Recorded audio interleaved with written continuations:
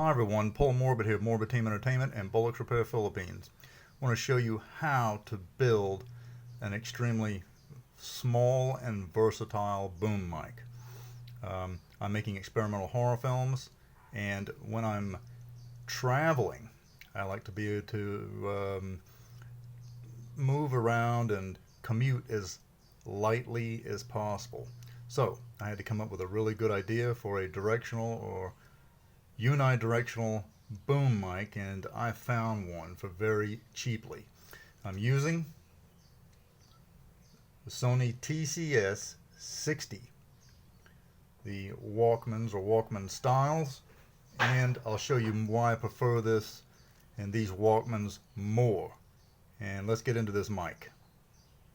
Okay, so for those who don't know, first what you've got to do is this. You're going to have to get yourself a directional mic, unidirectional mic. What you don't want to use are the typical mics that come with like cell phones, which is a omnidirectional mic, and that is bad for filmmaking, simply because an omnidirectional mic will record and pick up sounds distinctly from all directions.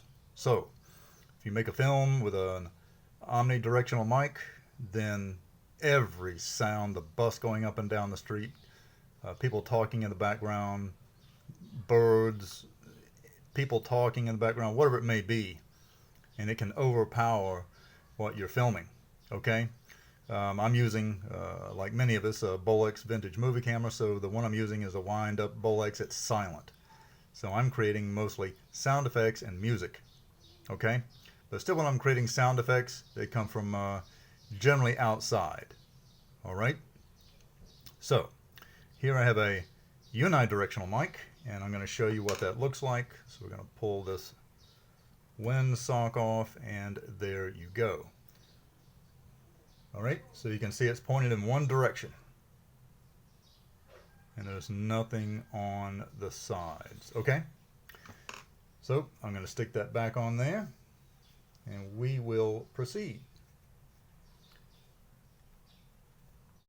Next, you want to find yourself some of this rubber strap. It's fairly thin but wide.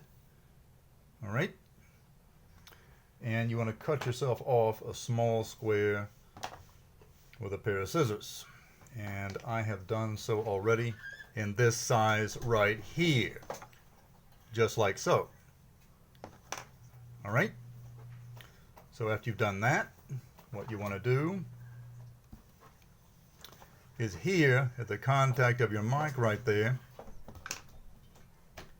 you also want to make with a razor knife 2 cuts, 1 and 2, which I have previously done. And in a minute you're going to want to fit these 2 ends in here. But first, you're going to need one of these black pieces of straw. You can use any color, of course. And you're going to take the end of this and run it through the straw, and all the way out to the other end. Okay, so as you can see, I'm running the connection of the mic through the straw. All right. Now, before I get to the end, the lapel clip, I'm going to keep it on there to make this mic boom versatile. I'm going to slide it all the way up to the end of the mic. Then I'm going to continue up, with the straw, just like so, and slide all this all the way up. And basically, there's the boom mic already. But as we all know, and if you don't know, you can't have anything like this move it around like so, or it's going to create noise, static, even when it rubs around the clothing, which is another reason why this windsock is on here, not to touch the clothing, the naked mic, and wind coming through. So how do you do that? How are you going to stop this from moving around up here like that? Let me show you. Okay, remember the rubber strap with the 2 holes cut in it I told you about? All right, here's where this takes place. I'm going to stick this in here in one end. All right, just like that. Wrap it around the other one, stick it straight through there, just like so. and you're going to force this all the way up. Now, once you've got the rubber strap worked away all the way up like that, continue to slide it all the way up to the end of the straw. Pull the cord for the mic fairly snug, not too much to break the mic. Just like that. Okay? And that's what you want, because that will make the mic, put a little more taut there, like so. So now your boom mic at the end here will not move around. Alright, so you see that? It's stationary. You can turn the mic up like that, it's not going to fall down. And that will create noise in the recording if it would move around. Okay, so now we got that set. So, as far as creating your very, very inexpensive boom mic, there you go. Very inexpensive. Very versatile. Alright, so let's listen to some recording. Okay, so next I'm going to go ahead and connect the mic to the mic jack, just like that. And my vintage counter is already set back to 0 right there. Okay. Gonna put in the test tape.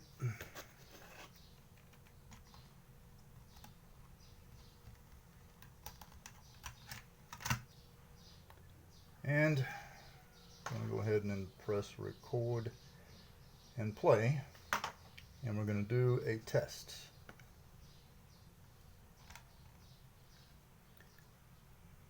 Testing, testing, 1, 2, 3, this is a test. Testing, testing, 1, 2, 3, this is a test.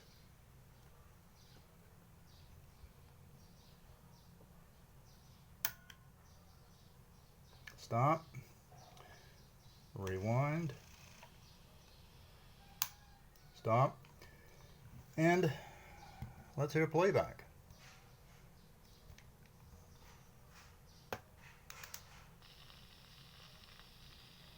Testing, testing, 1, 2, 3, this is a test. Testing, testing, 1, 2, 3, this is a test. All right, so if you're like me and you love that audio sound, that vintage audio sound, that's exactly what I want. And that's exactly what I'm getting. So I'm going to rewind this, and I'll show you another great feature of this Sony TCS60. I had to make a decision if I was going to get something like a Nagra. You know how big and bulky those things are, but they're great. I want something that's going to change the pitch back and forth of my recording. And the Sony TCS60 does that. Press play. This feature. Testing, testing, 1, 2, 3, this is a test. Testing, testing, 1, 2, 3, this is a test. This knob right here, this dial, you turn it to one side, it slows it down. You can distort the audio. This way, it speeds it up. So you can just see the two little dots right here. You set those right in the middle. So, rewind again. Stop. Play. Testing, testing, 1, 2, 3, this is a test. Testing, testing, 1, 2, 3, this is a test. So, with the Sony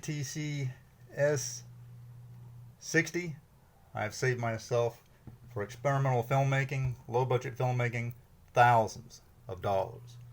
Alright? So, this is one thing that has not changed about analog audio recording. Anytime that you have an extremely loud noise, such as a boat coming through, some dogs barking, something like that, this is the one video. I wish my dogs would really start barking, just to show you some of that, and we can listen on the audio, but they're not, amazingly. You're going to find yourself a quiet place in order to record to prevent that, just like any other time. That has not changed in this type of analog recording. So wherever you find a quiet place to create some sound effects, if you want to build yourself a mini studio, that can be done. There are quiet places you can go in public to record some stuff, and I'll let your mind wander on that. All right, so there you are. If you're looking like for myself some vintage audio sound and recording sound effects, this is a very inexpensive way to do it. Okay, so let's record something a bit different. What about some loud background noise? So in the background, I'm going to turn on my fan. That's back here behind me. And you may not be able to hear it, but let's listen to some noises in the neighborhood if it happens. Testing, testing, 1, 2, 3, this is a test. Testing, testing, 1, 2, 3, this is a test of the Sony TCS 60.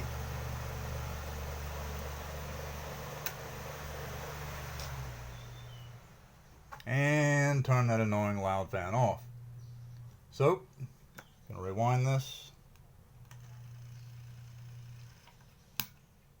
And it's going to go through the entire thing, so let's go fast forward a little bit. So we got there. Testing, testing, 1, 2, 3, this is a test. Testing, testing, 1, 2, 3, this is a test of the... Alright, let's rewind it a bit. Testing, 1, 2, 3, this is a test. Testing, testing, 1, 2, 3, this is a test. Testing, testing, 1, 2, 3, this is a test of the Sony TCS 60. So there you have it. For a vintage audio sound, that's what I want, and that's what I've gotten with this particular mic boom and the Sony TCS 60. And it's easy to commute. The mic cost me very little to make after I purchased the little lapel mic right there. All right, Paul Morbid of Morbid Team Entertainment and Bolex Repair Philippines.